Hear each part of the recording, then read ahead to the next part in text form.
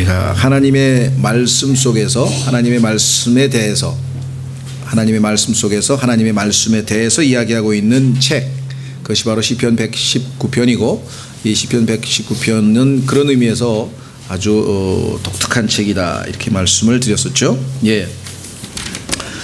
오늘은 두 번째죠. 두 번째 단락. 지난번에는 알레프라고 하는 히브리어의 첫째 글자로 시작되는 8절. 뭐 우리말이나 영어로는 그렇게 되기가 어렵겠죠. 예. 그러나 히브리어로는 첫째 글자인 알레프로 시작되는 8절이었습니다. 오늘은 두 번째는 이제 히브리어로 베트라고 하는 두 번째 철자로 시작되는 모든 단어로 시작되는 그러한 8절인데요. 이 알레프라고 하는 단어가 숫소라는 의미인가 하면 이 베트라고 하는 단어는 기억하시는지 모르겠습니다만은 집이란 뜻입니다. 집, 장막. 그래서 예수 그리스도께서 태어나신 그 곳을 우리가 베들레헴이라고 하는데 이것이 빵의 집이라는 뜻이라고 했죠. 또 하나님의 집 할 때도 벳엘 할 때도 이 베트가 역시 집을 나타낸다고 말씀을 했습니다. 그래서 이 베트라고 하는 단어가 들어가면 집과 관련된 용어가 될 것입니다. 참조로 그냥 하시고요. 오늘 9절서부터 16절까지 특히 주제가 청년들이 무엇으로 자기 길을 깨끗하게 하리까라는 질문과 더불어 시작됩니다.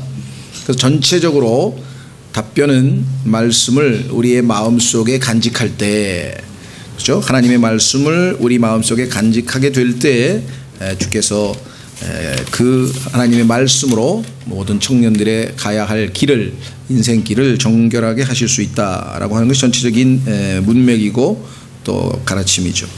자, 그래서 이 시편 119편 9절서부터 16절까지 내용에 보시면 9절서부터 죄송합니다. 12절까지 9절서부터 12절까지는 하나님의 말씀이 가지고 있는 능력, 하나님의 말씀이 가지고 있는 기능, 어떤 것이 있는가, 그 세 가지가 나와 있고요. 그 다음에 13절서부터 16절까지는 하나님의 말씀의 가치, 하나님의 말씀이 어떠한 가치를 가지고 있는지 이렇게 해서 두 문단으로 우리가 나누어서 살펴보면 좋을 것 같습니다.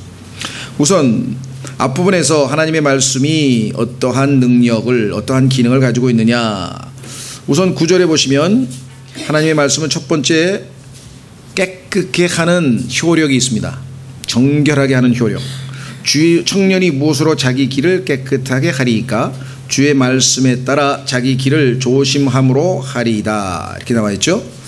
자, 하나님의 말씀이 갖고 있는 첫 번째 그 기능 또는 효력, 이것은 다름 아닌 정결케 하는, 깨끗게 하는 효력이다. 그래서 성경에서는 말씀의 물로 씻는다라고 하는 표현이 나왔고요. 예수님께서도 제자들의 발을 씻을 때에도 사실은 그 세족식을, 발을 씻는 것을 그대로 따라서 흉내내라는 뜻이 아니라 그것이 갖는 비유적 의미, 즉 하나님의 말씀의 물로 교제하면서 서로가 서로를 씻어내는 그러한 교제에 관한 말씀을 했던 것이었죠.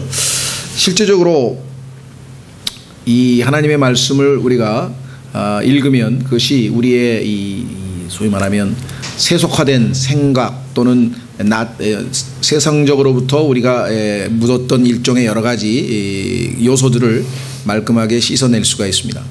체험적으로 아침에 일찍 일어나서 우리가 하나님 말씀도 읽고 또 기도도 하고 또 하여간 어떤 방법으로든지 첫 출발을 했는데 낮에 살다 보면 또 바쁜 생활 가운데에서 우리가 이 사람들을 만나고 식사하고 그 다음에 세상에서 들려오는 뭐 정보도 접하고 뉴스도 보고 뭐 이렇게 해서 살다 보면 저녁 때쯤 되면 야, 이게 과연 내가 그리스도인 맞는가 라는 생각이 들 때가 있어요.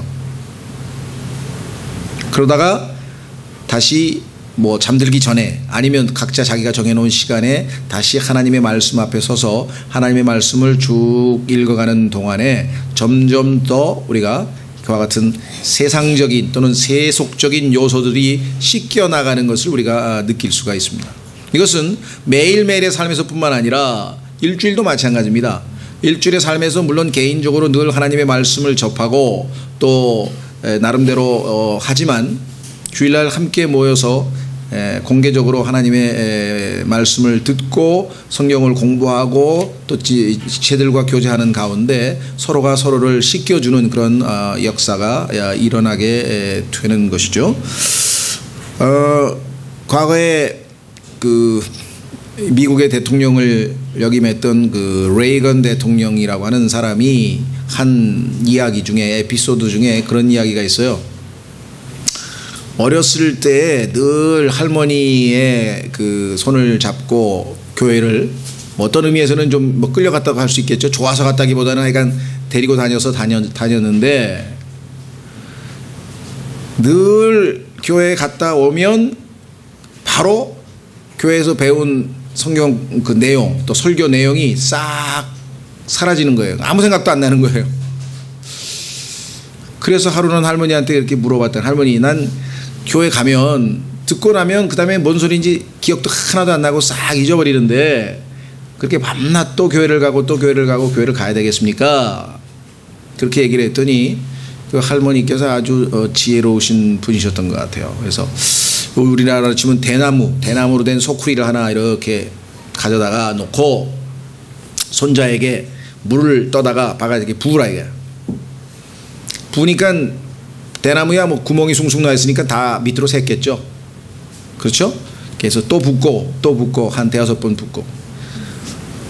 어떠냐? 그랬더니 물은 다 새서 바깥으로 나갔지만 이 대나무 그릇 자체는 깨끗해졌다는 거죠. 그래서 네가 듣고 다 새 나가고 잊어버린 것 같지만 네 혼이, 네 영혼이, 네 영이 말씀에 의해서 깨끗해진 것을 네가 느끼지 못할 뿐이다. 이렇게 얘기를 해 주셨다 그랬는데 마찬가지입니다. 우리도 하나님의 말씀을 읽는다고 아주 민감해서 막 내 혼이 막 점점 정결해지는구나. 오늘 더러웠던 생각들이 다 지워지는구나. 뭐 이거를 느끼면서 하는 건 아니에요. 그러나 하나님 말씀 자체가 효과가 있는 거죠. 사람마다 다르겠죠. 어떤 사람은 예민해서 활명수 하나만 먹어도 벌써 얼굴이 벌벌벌. 왜냐하면 이게 알코올 성분이 있기 때문에 예민하게 반응을 해요. 그렇죠? 또 커피 한 잔만 낮에 마셔도 밤에 잠을 못 잘 정도로 예민하게 카페인에 반응하는 사람이 있는가 하면 5잔 먹어도 아무렇지도 않은 사람도 있는 거예요. 그래서 우리가 그건 둔감해서 잘 모를 뿐 그 효과 자체가 없는 거는 아니라는 것이겠죠. 그래서 실제로 미국의 같은 경우 1961년 케네디 대통령이 참 세상적으로 인기가 있었는지 모르겠습니다만은 이 미국 그 학교에서 중고등학교까지 포함해서 학교에서 기도를 금지시키고 그 다음에 여기 앞에 걸어놓은 10계명을 적어놓은 그 10계명을 제거함으로 말미암아 아주 폭발적으로 학교가 황폐해져간 그런 아주 뭐 명백한 증거가 있습니다. 그렇죠? 매일 그 10계명을 보는 아이들이 쉽사리 죄를 짓지는 못했을 거라는 것이고 죄를 지었어도 그 말씀으로 인해서 또 회개도 했을 것이고 이랬을 터인데 그렇습니다. 자, 요즘 보니까 시대가 좋아서 그런지 과거 우리는 뭐 저희 어렸을 때는 샤워라는 거 생각을 또 못 해봤어요. 그저 그냥 적당하게 씻고 일주일에 한 번 목욕탕 가는 거니까. 근데 요즘은 거의 뭐 목욕탕은 좀 나이든 좀 그런 분들이나 가지 전부 매일 그냥 샤워를 하잖아요. 그죠? 또 좀 더 이 정결하신 분들은 아침 저녁으로 샤워를 하신다고 또 그러더라고. 그러니까 그 정도로 그렇게 육체는 우리가 정결하게 깨끗하게 하는데 하나님의 말씀도 아침 저녁으로 만약에 매일 읽어대면 얼마나 정결한 모습을 띌까, 우리의 삶이 얼마나 거룩해질까 한번 생각해 볼 수 있을 것 같습니다. 자, 그래서 첫 번째 말씀이 너무나 중요하기 때문에 좀 시간을 많이 들었는데요. 정말 특히 청년들에게 왜 그렇습니까? 지금 요새 학교의 학교 환경이 얼마나 더럽고 유해하다는 것은 뭐 미국이나 우리나라나 뭐 별 차이가 없는 것 같고요. 점점 그렇죠. 뭐 욕이 난무하는 것은 말할 것도 없고 그 다음에 온통 뭐랄까요. 요즘에는 아주 그냥 거의 이 나쁜 짓은 전부 다 학교에서 그 선배 후배 사이에서 배우고 이루어지는 것들을 우리가 보게 됩니다. 온갖 도덕적 타락도 전부 다 학교에서 그런 배워서 다 이루어지고 있다는 사실을 우리가 잘 안다면 그리스도인, 특히 청년기에 있는 사람들이 얼마만큼 하나님의 말씀을 늘 간직하고 있어야 될 것인가. 자, 10절에 두 번째는 하나님의 말씀은 통제하는 효력을 가지고 있는데, 내가 온 마음으로 주를 찾았사오니 오 내가 주의 명령들에서 떠나 방황하지 않게 하소서. 하나님의 말씀은 우리를 빗나가지 않고, 그렇죠? 바른 길로 인도해 준다. 컨트롤해 주는 거예요. 빗나가려고 할 때 하나님의 말씀이 우리로 하여금 마치 이 소를 몰고 가다가 소가 이렇게 그 밭을 갈다가 비뚤어 나가려고 하면은 주인이 막대기로 이 컨트롤을 해서 똑바로 갈 수 있도록 해 주는 그런 이 역할을 한다라고 하는 것을 우리가 이 말씀 통해서 확인해 보겠습니다. 얼마나 많은 사람들이 빗나가는 인생을, 물론 빗나가다가도 회개하고 돌아오는 것도 있겠지만요, 예방 효과로 빗나갈 수 있는 가능성이 충분히 있었는데 하나님의 말씀이 그를 컨트롤해서 붙들었을까 한번 우리가 생각해 볼 수가 있습니다. 그렇죠? 자, 11절, 내가 주께 죄를 짓지 아니하려고 주의 말씀을 내 마음속에 숨겼나이다. 마음속에 숨기는 가장 효과적인 방법은 암송이겠죠. 근데 암송은 사실 우리가 생각할 때는 머리로 암송하는 것 같지만 현대 심리학의 연구 결과에 따르면 머리로 암송하는 건 아닙니다. 마음에 없으면 머리로 암송이 안 됩니다. 머리는 일종의 하드웨어로서 이것은 그냥 기계적인 역할을 하는 것뿐이고, 뇌의 무슨 신경이고 이런 것들은 실제로는 마음에 있는 거는요, 그러니까 애들이 자기가 하고 싶은 그것은 다 알잖아요. 그렇죠? 예. 성경에 우즈가 뭐냐 그러면 몰라요. 마음에 없기 때문에. 근데 오즈의 마법사 하면 다 알아요. 오즈가 뭐냐 그러면 다 알아. 오즈는 아는데 우즈는 모른다고. 더더군다나 우즈는 욥의 고향이다 보니까 더 어려운 성경의 깊은 곳에 숨겨져 있어가지고 알지 못하는 거예요. 그렇죠? 마음이 어디 있냐. 성경에 나와 있는 인물들을 이름을 기억하는 것은 그렇게 우리에게 쉽지 않은 반면에, 그 무슨 이상한 야구선수, 축구선수 감독 이름까지 좔좔좔, 연봉까지 좔좔좔, 그렇죠? 뭐 메카노비치, 무슨 비치, 그런데 선수 이름도 굉장히 어렵더라고요. 다 왜 좔좔좔. 그게 마음이에요. 마음이 있으면 아무리 어려운 것도 결국은, 그렇죠? 예. 자, 그래서 우리는 내가 주께 죄를 짓지 아니하려고 주의 말씀을 내 마음속에 숨겼나이다. 마음속에 하나님의 말씀이 우리에게 잘 숨겨져 있으면, 저장되어 있으면 필요한 순간에 이게 튀어나옵니다. 필요한 순간에. 그래서 예수님께서는 기록되었으되 하고 말씀으로 딱, 그러니까 그 순간에 어떻게 됐습니까? 예수님은 죄를 짓지 아니하셨죠. 그런데 이분은 기록되었으되 하면서 하나님의 말씀을 인용한 게 아니라 자기의 논리와 이성으로 해서 하나님의 말씀을 해석했어요. 그래서 하나님이 하시지 않은 말을 하나님이 하신 것처럼 자기 생각에 따라서 답변함으로써 걸려들었죠. 반면에 아담은 명백하게 하나님의 말씀을 알고 있었지만 그게 아마 머릿속에만 남아 있었는지 마음에 간직한 것이 아니었는지 그 순간에 감정이 먼저 반응을 해버린 거예요. 아이고 내 사랑하는 이브 죽게 생겼구나, 나도 같이 죽어야지. 아이고 내 사랑아 하면서 그냥 같이 주는 걸 덥석 받아 먹어버렸다는 것이죠. 성경에 보니까 남자는 속지 아니하였다 그랬거든요. 순전히 그 여인을 향한 사랑 때문에 알면서 죄를 지은 것이에요. 근데 여자는 속았다 그랬어요. 그렇죠. 그래서 성경에서는 이브를 보호하기 위해서 성경에서 이 결혼하기 전에는 여자들은 아버지의 권위하에서 아버지의 도움을 받도록 하고, 이제 결혼한 다음에는 항상 남편의 도움을 받아야만 덜 속습니다. 그는 뭐 여자 자체가 무슨 약점이 있거나 이런 게 아니라 그렇게 그런 그 마귀가 그 약점을 잘 활용해서 쉽게 무너뜨릴 수 있는 그런 것이죠. 자, 그래서 우리는 이 마음속에 말씀이 숨겨져 있을 때는 예수님처럼 금방 튀어나와요. 기록되었으되 하고 툭 튀어나오면 되는데 이브하고 아담은 전혀 그런 반응을 보이지 못했죠. 과거에 내가 아는 기억하는 이름을 이제 오래져서 잊어버렸네요. 한 30년 넘은 것 같은데 제가 구원받고 얼마 안 됐는데 한 형제가 새로 구원을 받고 들어왔더라고요. 근데 그 형제가 좀 과거에 이렇게 좀 주먹도 좀 쓰고 약간 그 세상 말하면 좀 깡패 그런 이렇게 건달 그런 일을 했었던 것 같아요. 막 킥복싱도 하고 막. 그러니까 입이 걸죠.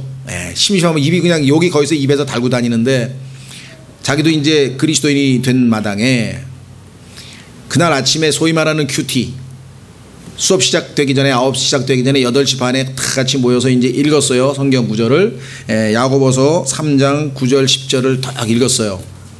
근데 그 말씀을 딱 읽고 그 다음에 이제 헤어졌죠. 그리고 이제 각자 자기 뭐 수업 들어가고 이제 학교 생활이니까 대학생이니까 그렇게 하고 있는 중에 저녁 때가 됐는데 모임에 있었어요. 근데 모임에서 자기가 간증을 하겠다 그러더라고요. 간증을.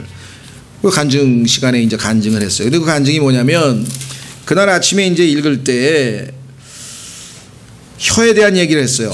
그래서 이런 구절을 읽었거든요. 혀는 아무도 능히 길들이지 못하나니 그것은 다스릴 수 없는 악이요 죽이는 독으로 가득한 것이니라.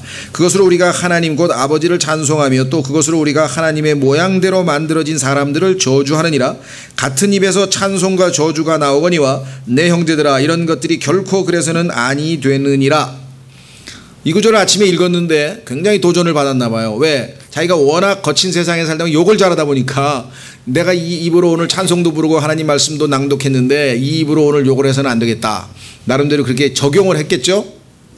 근데 마귀가 가만둘 리가 없겠죠. 네가 그 말씀을 오늘 적용을 해보려고 그러는가 보다. 근데 도서관에 갔어요. 근데 이제 그러니까 시험 때가 다가왔으니까 도서관에 가서 공부를 하다가 가방을 놓고 수업을 중간에 한 시간인가 2시간 들어갔다고. 그러니까 수업을 듣고 이렇게 딱 오니까 자기 자리에 딴 녀석이 떡 앉아 있는 거예요. 그래서 이건 내 자리다 그랬더니 자리를 잡아놓고 가는 게 어디 있냐. 그렇죠? 그것도 뭐 사실 좀 그렇죠. 잡아놓고 어디 몇 시간씩 가 있으면 다른 사람 사용을 못하니까. 그래서 내가 잠깐 수업을 듣고 온 거다. 이건 뭐 내가 그런 게 아니라고 얘기를 했나 봐요. 그랬더니 못 비켜주겠다고. 그러니까 옛 사람이 이제 기질이 발동이 되는 거죠. 그래가지고 욱 하면서 거기 도서관에서 큰 소리 지를 수 없으니까 나오라고. 나가서 해결하자는 거죠. 나오라 그랬더니 그 사람도 보통 사람이 아니니까 떡 나오더래요. 나가는데 마음속에 있던 이 말씀이 딱 떠오르는 거야. 나가자마자 욕부터 하려고 그랬죠. 사실은 하고 싶어서 아니라 워낙 습관이 되니까 야 임마가 나오든 뭐가 나가려고 그랬는데 이 말씀이 딱 떠오르면서 이 말씀이 자기 혀를 컨트롤한 거예요. 그래서 뭐라 그러냐면 그냥 내가 잘못 생각한 것 같으니까 그냥 앉으라고, 내가 양보하겠다고. 이렇게 해서 자기가 그날 하나님께서 그 순간에 아침에 읽었던 말씀이 어떻게 역사를 해서 자기가 승리를 했는지 이런 간증을 했다는 것이죠. 이게 마음에 와 닿았잖아요. 왜? 다른 사람도 물론 이 말씀이 와 닿았겠지만 이 개인에게 있어서는 자기의 과거의 치명적인 죄악과 관련된 거기 때문에 더 훨씬 와 닿았겠죠. 그렇죠? 그렇기 때문에 그 말씀을 마음에 깊이 간직하려고 결심을 했을 거 아니겠어요? 그래서 그날 승리했다. 이렇게 마찬가지입니다.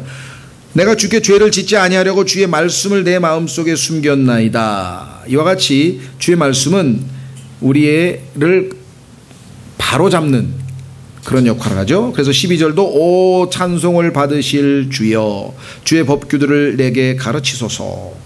아주 이보다 더 올바른 기도는 없을 것 같습니다. 자, 그래서 우리는 하나님의 말씀의 효력은 깨끗게 하는 효력과 통제, 우리의 삶을 바르게 통제해주는 효력과 또 바로 잡아주는 효력, 세 가지를 우리가 살펴봤고, 자 13절서부터 나머지에는 하나님의 말씀의 가치에 대해서 살펴보려고 합니다.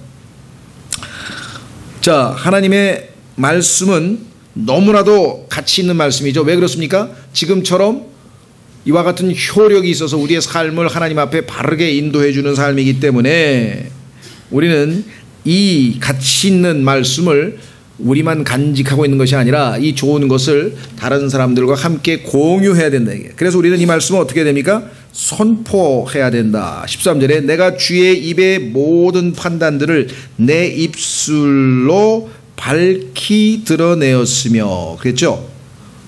13절에 보니까 내 입술로 밝히 드러내었는데, 여기 보면은 모든이란 표현이 나왔네요. 내가 주의 입의 모든 판단들을.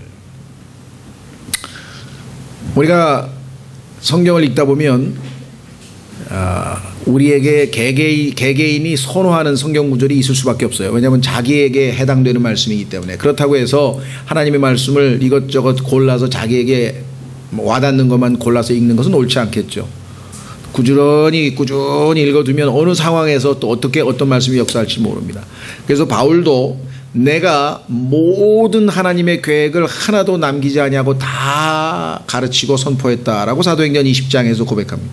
오늘날 교회들의 약점은 바로 그것이에요. 모든 하나님의 말씀을 골고루 다 하는 게 아니라 일부 특정 구원파는 밤낮 구원 얘기만 하고, 그렇죠? 또 성화, 저 안양에 있는 유명한 교회, 굉장히 좋은 교회입니다만 그냥 성화 한 주제로 거의 똑같은 얘기를 반복한대. 그러면 영원부터 영원까지 하나님의 그 어마어마한 경륜과 계획에 대해서는 별로 안 가르친다 이게. 그러나 성화도 중요한 것이고 구원도 중요한 것이지만 그것은 성경 전체의 균형으로 봤을 때 그것이 전부는 아니라는 것이죠. 그렇죠?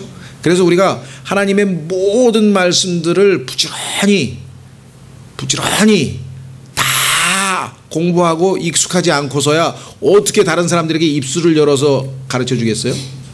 그렇죠? 여러분들이 누군가에게 무슨 말을 할 때에는 자기가 자신 있는 뭔가를 가르쳐 줄 수 있잖아요. 자기도 잘 모르는 걸 가지고 사람들에게 열심히 입을 열 수는 없는 거 아니겠어요?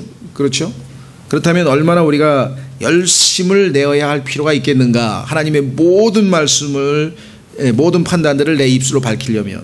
그 다음에 입술을 열어서 밝힌다고 하는 것은 오늘날 우리가 살고 있는 이 주변 환경에서는 담대함이 필요하다는 것을 우리에게 보여줍니다. 부지런함도 필요하지만, 부지런함으로 하나님의 말씀을 배워야 할 가치가 있지만 또한 담대해야 될 필요가 있다. 왜 그렇습니까? 오늘날 우리 주변에 처해 있는 모든 가치관과 사고방식은 하나님의 말씀과 정면으로 위배됩니다. 따라서 사람들하고 대화를 할 때 뭐 진화론 얘기가 나오면 우리는 거기에 대해서 단호하게 그것이 왜 옳지 않은지, 그렇죠? 또 그 이외에 뭐 여기 전문가들이 있겠습니다만은 뭐 교육학에 대한 얘기가 나왔다. 그럼 프로이트 심리학이 왜 성경에 위배되는지, 잘못되는지, 또 사회주의자들, 오늘날 이 진보론객, 요즘 진보주의자들이 아주 본색을 드러내서 다행인데 그전까지만 해도 막 휴머니즘이 막 굉장하고 말이죠. 참 성선설에 입각해서 인간이 뭐 어렵고 가난한 사람 편에 서서 늘 돕는 아주 미화된 모습으로 드러났었는데 그 성선설이 얼마나 비성경적이고 하나님의 진리와 어긋나는지, 그렇죠? 인간은 참 착하다 그러면서 좋은 쪽으로 인간을 칭찬하는 사람들하고 인간은 추하고 더럽다고 그런 얘기를 꺼내는 사람하고 누가 이 사회에서 받아들여지고 인기를 얻겠습니까? 성경에 있는 말씀을 입으로 열려면 담대함이 요구되는 것이에요. 그 담대함은 내 인간적 담대함이라기보다는 성령으로 충만할 때 담대하게 외칠 수가 있고 입을 열어서 말할 수가 있죠. 과거에 그 학교에 있었던 시절입니다. 아주 오랜 얘기죠. 수업을, 제가 그때 박사과정 수업을 듣고 있었어요. 난 유명한 교수가 자기의 그 이론을 막 설명하면서 뭐 불교하고 뭐 하면서 막 종교적인 얘기를 한참 꺼냈어요. 그래가지고서는 듣고 있는데 도저히 아닌 얘기들만 골라서 하고 있는 거야. 그런데 이거 수업 듣고 있는 데서 제가 또 중간에 뭐라고 나설 수도 없고. 근데 급기야는 뭐 이제 중세 신중심 사회에서 르네상스 인간 중심 사회로 넘어오면서 성서의 허구가 뭐 함몰되고 하면서 막 이제 열변을 토하는 거예요. 그래서 제가 순간적으로 느헤미야 기도를 딱 하고, 주님 제가 이거 어떻게 하는 게 좋겠습니까? 딱 쉬었어요. 쉬는 시간이 됐어요. 그래서 이제 교수한테 갔죠. 교수님께서 하신 말씀 가운데 사실과 어긋나는 것들이 있는데 제가 좀 반박할 수 있도록 시간을 좀 주시겠느냐. 그랬더니 뭐 정색을 하더니 얼마든지 하라 그러더라고요. 왜냐하면 안 된다 그러면 자기가 아무래도 뭐 캥기는 게 있다고, 그러니까 학자로서 자기는 자유를 주겠다는 거죠. 그래서 이제 나가서 그 분이 말씀하신 뭐 창세기의 설화라든가 뭐 이런 것들에 대해서 오히려 창세기에 나와 있는 것들이 과학적인 발견들에 의해서 오늘날 어떻게 사실로, 과학적인 사실로 입증이 됐는지 그걸 몇 가지를 하고 책을 한 서너 개 소개를 하면서 한 5분에서 10분 정도 이야기를 한 적이 있어요. 그죠? 그 순간에 기도해서 담대함을 얻지 못했으면 그 학생들 뭐 10명 앉아있고 막 교수 앉아있는데 거기서 어떻게 일어날 수가 있겠습니까? 제가 생각해봐도 깜짝 놀랐어요. 저도 엄청 내성적이고 숨어서 조용히 은둔형인데 야, 이거 어떻게 그냥 막 거의 떠밀려 나간 것 같은 생각이 드는 것 같아요. 또 한 번은 저쪽에 그 전주에 있는 전북대학교에서 한국 서서문학회죠. 그러니까 발표대회가 있었는데 그날 원광대학 울산에 있는 무슨 울산대학교 교수 하나가 탁 발표를 하면서 이제 멕시코 시 노벨상을 탄 시인의 얘기를 하는 거예요. 그래서 옥타비오 파스라는 사람이 뭐 어떻게 하면서 뭐 심오한 불교의 사상과 하면서 거기까지는 괜찮아요. 그런데 그 무지몽매한 기복신앙처럼 이 기독교처럼 수준이 너무 낮은 것과는 차원이 다르고 하면서 막 비방을 하는 거예요. 그래서 왜 가만히 있다가 할 수 없이 또 기도를 했죠. 손을 딱 뜯고 모 교수님 혹시 지금 이러이러한 얘기를 하셨는데 성경은 읽어보시고 그렇게 무슨 근거를 가지고 얘기하시는 거냐. 안 읽어봤대요. 그건 정말 무모한 짓을 하셨네요. 성경을 안 읽어보고 성경에 보면은 예수 그리스도가 나는 포도나무여 너는 가지라는 표현을 통해서 인간과 하나님이 하나 될 수 있는 길이 있음을 이미 얘기를 해서 불교에서 얘기하는 무슨 내가 신이라는 것과는 차원이 다른 하면서 이제 조금 설명을 했어요. 그래서 다음부터는 이 비판을 하시려면 확실하게 뭘 읽어보고 근거가 있이 하셔야 되지 않느냐. 그래서 한번 또 물론 주변에 있는 다른 교수들은 저 미친놈 또 진짜 세상적으로 제가 이 표현이 좀 죄송합니다. 저 미친놈 또 나왔구나. 근데 그러니까 담대함이 필요한 거예요. 근데 어차피 그 소리를 들어야 되니까. 근데 전혀 부끄럽다든가 이런 게 없이 담대함을 주실 수가 있는 거예요. 여기도 보면 입술을 열려면 담대함이 필요하다. 자, 두 번째는요. 우리가 14, 15절에 보면은 내가 재물을 기뻐하는 것 같이 주의 증인들을 길을 기뻐하였나이다. 참 하나님께서 우리를 너무나 잘 아시는 것 같아. 이 세상 사람 중에서 돈 싫어하는 사람 봤어요? 그러니까 만약에 로또 100만 원짜리만 당첨돼도 아주 굉장할 거예요, 그냥. 그렇죠? 아니 무슨 저기 요즘에 뭐 하도 뭐 카드사 뭐나 뭐 이거 뭐 사면 다 뭐 경품권 주면은 10만 원짜리 뭐 하나 당첨돼도 아마 굉장히 기뻐할 걸요. 그런데 내가 재물을 기뻐하는 것 같이 주의 증언들의 길을 기뻐하였나이다. 그렇죠? 우리의 마음이 재물이 있는 곳에 우리 마음이 있다고 하신 것처럼 정말 내가 그런 물질적인 어떤 이득을 취했을 때 그런 만큼 하나님의 말씀이 나에게 과연 기쁨을 가져다 주는 것인가. 그렇죠? 그뿐만 아니라 14절에 주의 재물을 기뻐하는 것 같이 주의 증언들의 길을 기뻐하였나이다. 내가 주의 훈계들을 묵상하고 주의 길들에 관심을 기울이며. 매일매일의 삶에서 우리가 훈계를, 주의 훈계들, 훈계라고 하는 것은 일종의 매 상황에 있어서의 매 상황이 발생했을 때 어떤 교훈이겠죠. 이럴 때 어떤 방식으로 우리가 일을 처리할 것인가. 하나님의 방식인가 아니면 내 인간적 방식인가 아니면 더 나쁘게 더 마귀적으로 아주 악한 방식인가. 이렇게 할 수 있겠죠. 성경에 보면 우리가 그리스도인으로서 행하는 모든 일은 세 가지, 그러니까 그리스도인으로서가 아니라 인간이 이 세상에서 행하는 일을 하나님께서 세 가지로 묘사를 했어요. 그래서 하나는 뭐냐면 악한 일이라 그랬어요. wicked. 그거는 뭐냐면 아주 마귀에게 영향을 많이 받아서 아주 이 마귀의 속성에 걸맞는 그러한 악한 방식의 삶을 살아갈 때 악한 일을 할 수밖에 없겠죠. 예. 그래서 악한 일이라. 자, 두 번째는 육신의 죽은 행실이라 그랬어요. 육신의 죽은 일. 세 번째는 선한 일. 이렇게 되어 있어요. 그러니까 내가 인간으로서 이 땅에서 행한 모든 행위는 이 하나님께서 분류하면 셋 중에 하나에 반드시 들어가게끔 되어 있어요. 과거에 여러분과 제가 구원받기 전에 했던 일들은 두 가지였어요.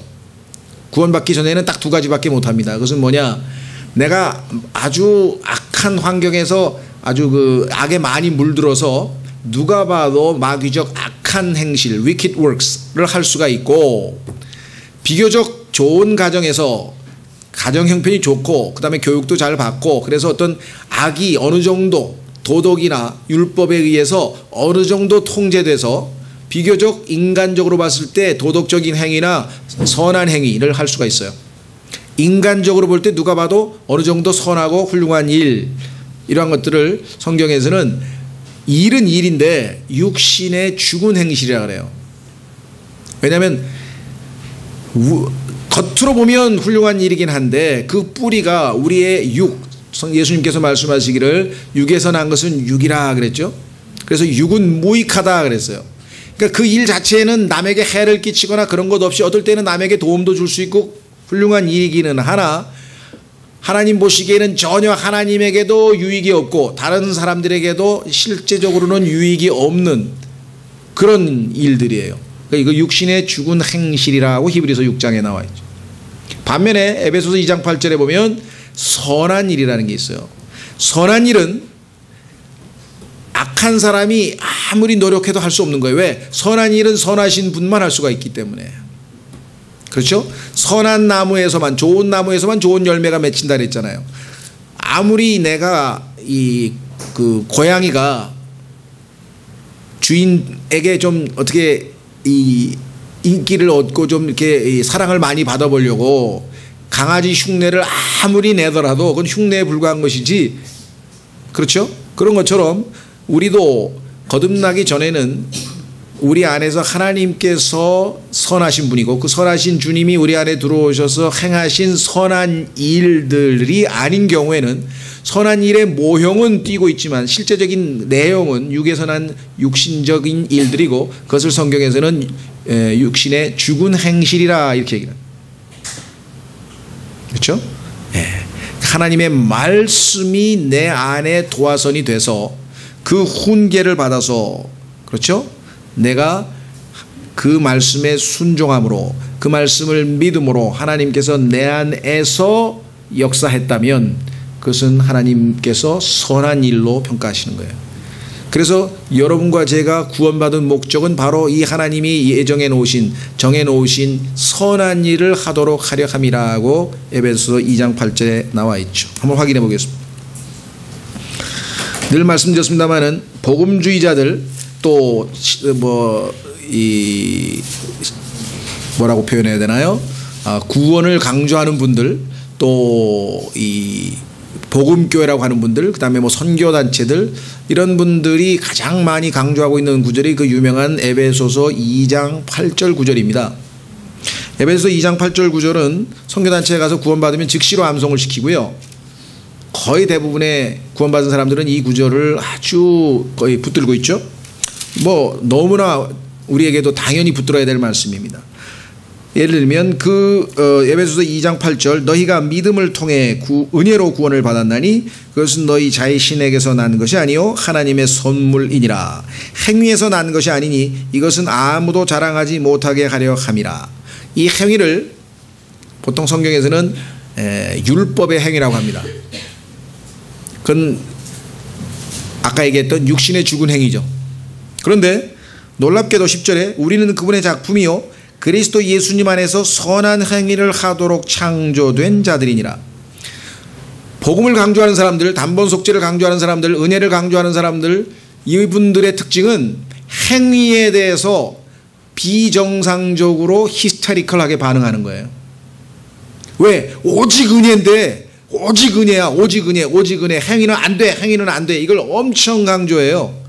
근데 성경은 율법의 행위는 당연히 우리가 구원에 아무런 영향을 끼치지 못할 뿐만 아니라 오히려 우리는 아주 이단으로 잘못된 곳으로 끌고 가죠. 그러나 구원을 믿음으로 은혜로 받은 사람은 그 믿음이 역동적으로 우리 안에서 믿음을 통해서 하나님께서 선한 행위를 하신다고 성경에 나와 있단 말이에요. 그러니까 10절에 있는 행위와 9절에 있는 행위는 다른 행위라는 것이에요. 10절, 우리는 그분의 작품이요 하나님 그리스도 예수님 안에서 선한 행위를 하도록 창조된 자들이니라. 그래서 오히려 바울 서신에 보면요, 이 선한 행위를 어마어마하게 강조하고 있습니다. 어떤 분들은 바울은 오직 믿음만 가르치고 행위는 안 가르친다 그러는데 전혀 그건 이단적 생각이에요. 바울은 율법의 행위가 구원에는 아무런 기여를 하지 못한다는 것을 강조했을 뿐 오히려 구원을 받은 사람에게는 반드시 믿음의 행위가 나와야 된다고 했고, 그 믿음의 행위가 열매로 드러나지 않을 때에는 오히려 진짜 구원을 받은 것인지 확인해야 된다 그랬어요. 왜? 우리가 받은 믿음은 어떤 믿음이냐? 성경에 보니까 사랑으로 일하는 믿음이라 그랬대요. 그 일이 바로 선한 일을 얘기하는 것이에요. 확인해 보겠습니다. 갈라디아서 5장 6절. 이 사실을 구분하지 못하면 교리적으로 어마어마한 혼동을 벌입니다. 바울은 행위하고 상관없다, 행위는 안 된다, 그 행위가 안 된다는 얘기는 구원받기 전에 노력으로 구원받을 수 없다는 의미에서의 행위를 얘기하는 것이지만, 구원받은 이후에는 완전히 달라지는 것이에요. 전적으로 우리 안에는 믿음의 행위가 열매로 나타나야죠. 갈라디아서 5장 6절. 예수 그리스도 안에서는 할례나 무할례나 아무 효력이 없으되 오직 사랑으로 일하는 믿음뿐이니라. 일과 사랑이 붙어 다니는 것, 이건 율법의 일이 아닙니다. 율법의 행위가 아니고 믿음의 행위라는 것. 자, 다시 돌아오셔서 이 믿음의 행위를 우리에게 제공하는 것은 말씀입니다. 왜 그렇습니까? 하나님의 말씀으로 말미암아 믿음이 우리에게 제공되잖아요. 그래서 하나님의 말씀을 로마서 10장에서는 믿음의 말씀이라 그래요. 우리에게 믿음을 주는 말씀이에요. 그렇죠? 예. 여러분 어떠십니까? 누군가가 뭐라고 얘기했는데, 누가 그랬는데, 그렇죠? 어떤 사람이 무슨 정보를 제공했어요? 누가 그래? 저는 꼭 물어봐요. 누가 그래? 왜? 정보가 중요한 게 아니라 그걸 얘기하는 사람이 믿을 만한 사람인가가 중요한 거거든. 그렇죠? 그런데 누가 그래? 예수 그리스도께서, 아니면 성경이 그리 말씀하셨다. 이럴 때는 우리가 전적으로 믿을 수 있는 거잖아요. 믿음이 생기는 거죠. 예. 자, 마지막으로 16절. 우리는 우리의 삶에서 그 사실을 입증해야 합니다. 자, 하나님의 말씀을 우리 삶에서 입증해야 됩니다. 내 자신이 주의 법규를 기뻐하고 정말 하나님의 말씀을 사모하고 내 가슴속에 사귀는 사람들은 그 말씀을 당연히 기뻐할 수 있겠죠. 주의 말씀을 잊지 아니하리이다. 우리 매일매일의 삶에서 하나님의 말씀이 있는 곳으로 우리가 나아가면 하나님의 말씀에 어긋나는 것들에는 방해받지 않을 수가 있어요. 그렇죠? 어떤 사람이 그런 얘기를 했다 그래요. 배를 타고 가는데 큰 배가 이제 이 가는 도중에 아마 그 손님 중에 한 분이 아마 궁금했던 것 같아요. 선장님은 이 바다 속에 있는 모든 암초를 다 알고 계시느냐? 모른다 이게요. 그럼 어떻게 이 배가 암초에 안 부딪히게 하고 갈 수 있느냐? 그랬더니 나는 암초가 어디 있는지는 잘 모르지만 깊은 물이 어디 있는지는 안다 이거예요. 그래서 그 깊은 물이 있는 곳으로 가면 결코 암초를 만나지 않을 수 있다 그랬어요. 그렇죠? 또 하나님의 말씀이 여기 나와 있는 것처럼 기뻐하고 법규를 기뻐하고 말씀을 잊지 않고 말씀이 우리 마음에 간직되어 있으면은 그 말씀에 어긋나는, 즉 하나님의 성품에 어긋나는 그 어떠한 것, 환경이나 이러한 것들을 우리가 얼마든지 피해갈 수 있다는 거예요. 깊은 물길이 있는 곳을 따라가면 암초를 우리가 피할 수가 있는 것처럼. 그렇죠?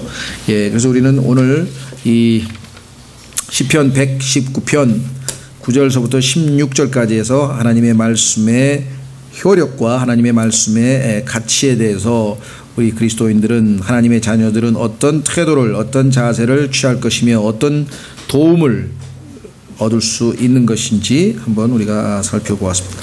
이 시간 여러분과 제가 이 시편 기자의 고백처럼 정말 주의 말씀을 따라 자기 길을 조심하고 온 마음으로 주를 찾고 이것 그대로 다 우리 삶에 실천할 수 있는, 또 실천해야만 하는 그런 말씀들인 것 같습니다. 시간 이 말씀들을 잠깐 오늘 본문을 놓고 잠깐 기도하겠습니다.